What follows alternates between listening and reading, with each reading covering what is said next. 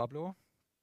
It's great to be here on stage at the Bitkom and to present to you in the next 20 minutes on how we establish GenAI at Stadtwerke München. I'm Andreas, IT Innovation Senior.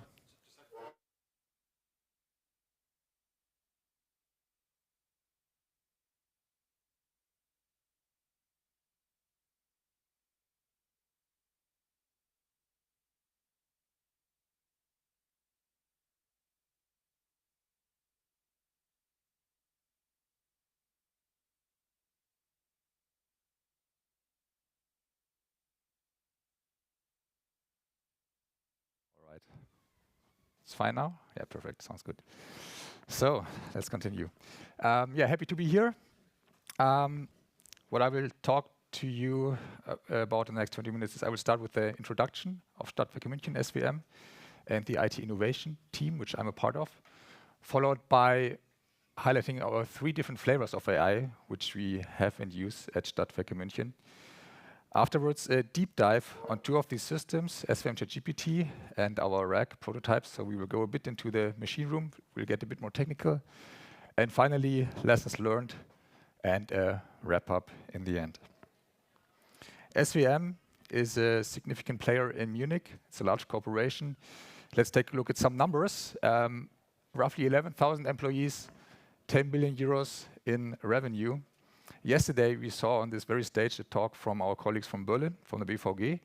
They have an even longer public transport network, but we have a more diverse portfolio, as we can see on the bottom left. So we have public transport, we have also telecom, energy, gas, water. So a pretty broad range. And all of our nets combined are longer than the circumference of the Earth, so quite significant. What this means is that there are lots of services and infrastructure which require IT support, and of course, which also have a huge impact potential for IT innovations. Therefore, we also have a quite significant IT headcount, more than 800 people, and 10 of these are dedicated to IT innovations, and that's the IT innovation team, which I'm a part of. So what are we doing? We have 3 basic focus areas. First one, trend scouting and identification of new IT technologies. Once we found promising new technologies, innovation consulting and evaluation of use cases. And once we then found proper use cases, we are also prototyping and co-building them to make them reality.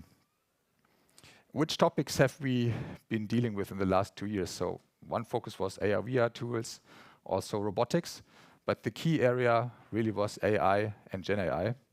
And that's, of course, why I'm here today and what I will be talking about in the next minutes. Regarding AI, we have 3 different flavors that we can classify or segment in at Stadtwerke München. And I want to guide you through them. So the first one is what we call self-developed AI apps and modules. They are often built on top of our digital twin infrastructure and, for example, allow for passenger number predictions or also e-bus energy demand forecast. Here we can say that the flexibility of these tools is, of course, very high, as all the parameters are tweakable. But the speed is rather medium because you, of course, first need to kind of gain the knowledge and the skills in-house. Second category is cloud AI services or AI as a service. So what do I mean with this? Here I'm talking about the AI resources which are made readily available by the big hyperscalers, so LLMs, RAG, and of course also services such as the cognitive services, text-to-speech, speech-to-text. For instance, we will soon be launching a custom neural voice for our public transport in Munich. So here the speed is very high because these components are made available in the cloud and you don't need to understand them in detail, the algorithms. But on the other hand, the flexibility is medium because you only have a certain range of parameters which you can tweak. Third one, AI as part of SaaS solutions. So we've seen plenty of these also yesterday and today in the talks. For example, Microsoft Copilot, we have seen SAP Joule model, and many others. Here, flexibility is rather low because these are, of course, pre-built by the big software companies. And speed we will classify as medium, because first these tools need to be brought onto the market by the software companies. For us in the IT innovation team, of course, the biggest or most important criteria is speed. Therefore, we focus on this second category, the cloud AI services. Most notably LLMs and the generative AI world, which I want to focus on now. And we will have two deep dives onto projects here, SVM ChatGPT on the one hand, and our recent RAG prototype as a second one.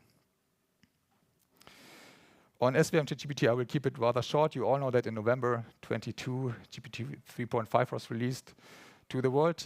We very quickly saw there was a huge demand for this tool, the SVM. However, we also saw back then that there were lots of open questions. So how can we prevent internal data from leaking to the outside world? How can we prevent our colleagues to just use a freely available online tool?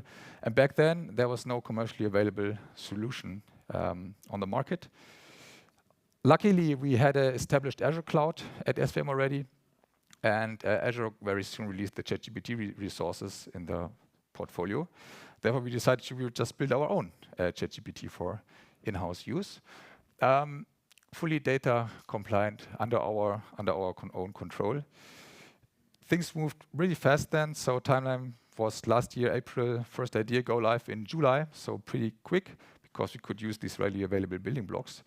And since then, it has really kind of grown into an indispensable tool for many of our colleagues.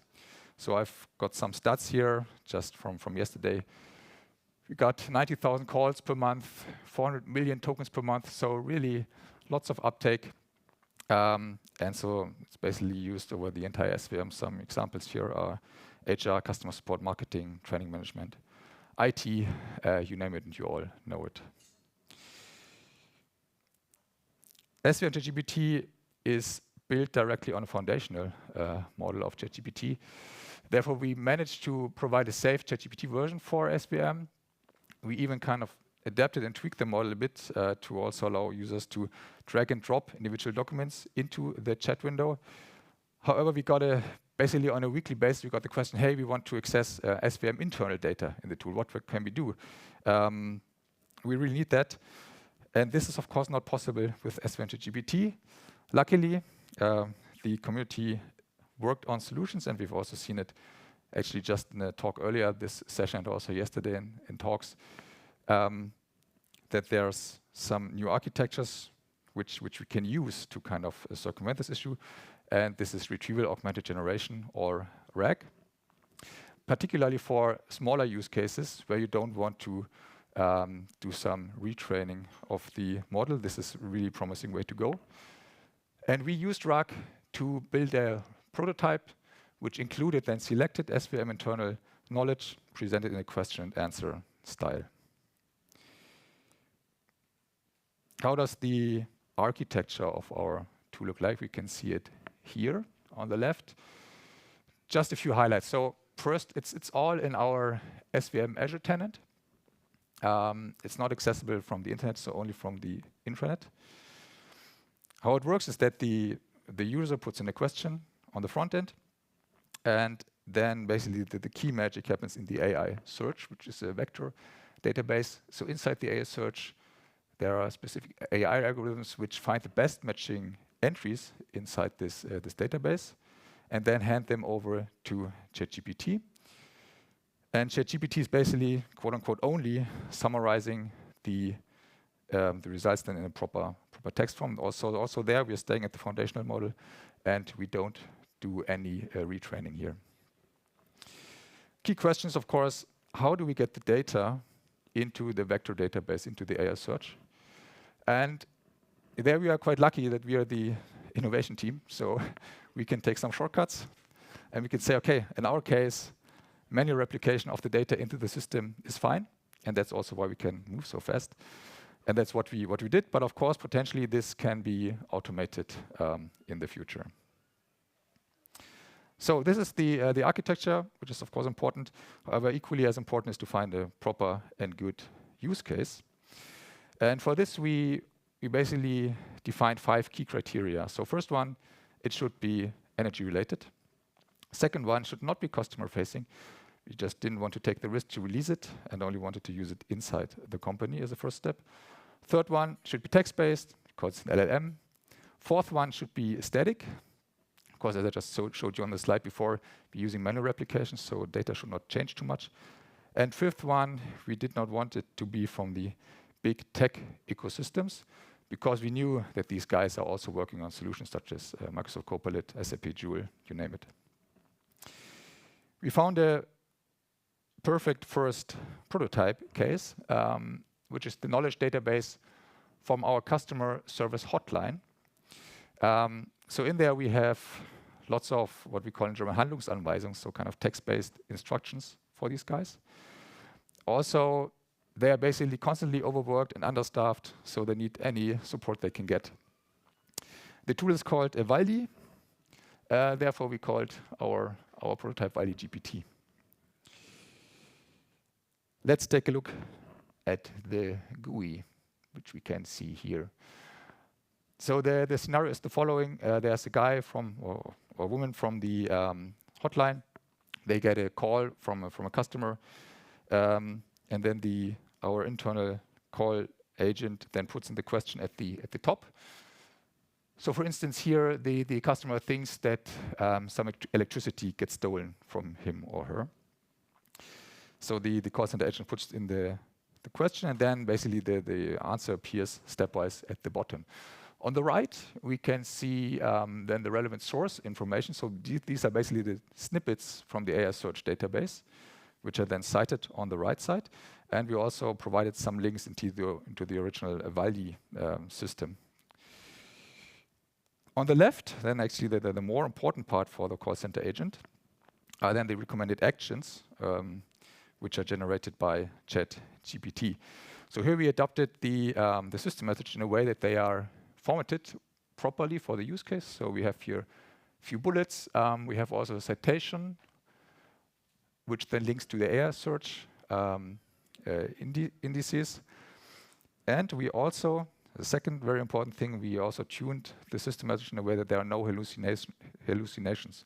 So if there's no answer provided in the system for the question, then also the tool will say, hey, I don't have the answer, and it's not provided in there, which is, of course, very important.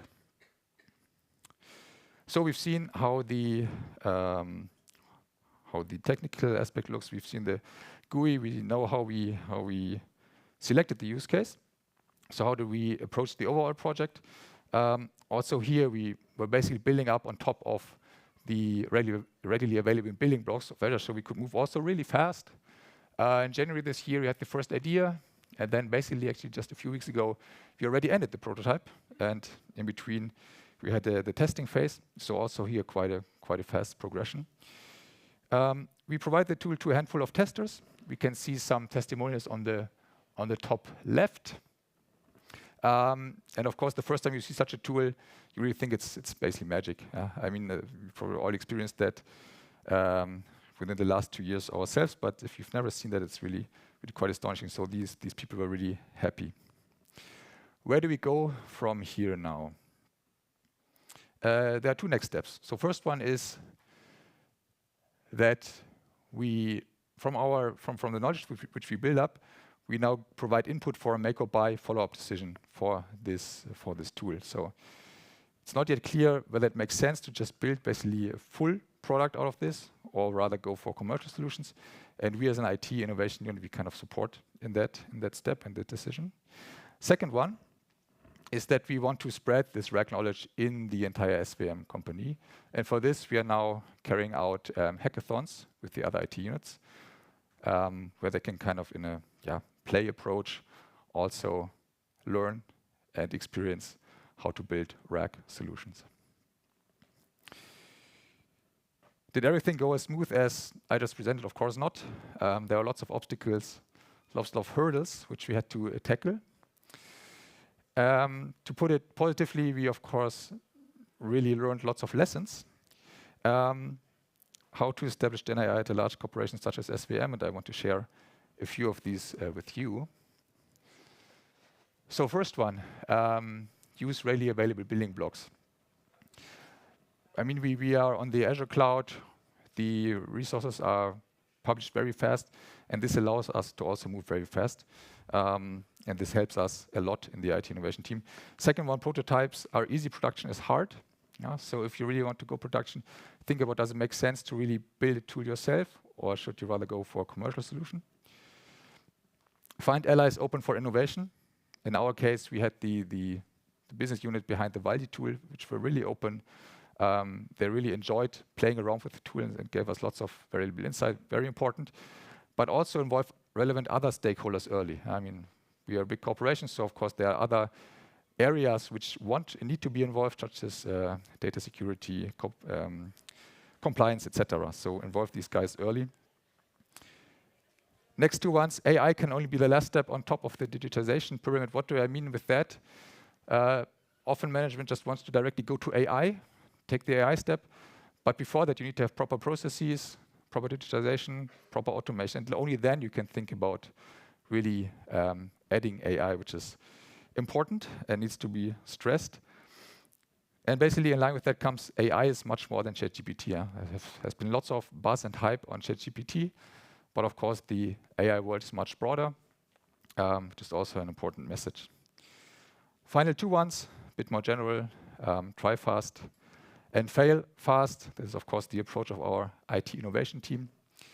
And ultimately take time to share your knowledge and coach. So that's what we're doing with the Rec Hackathons, because what seems obvious to you after a while is far from obvious to many, many other people, especially people who are not from a technical background. With that, I want to conclude.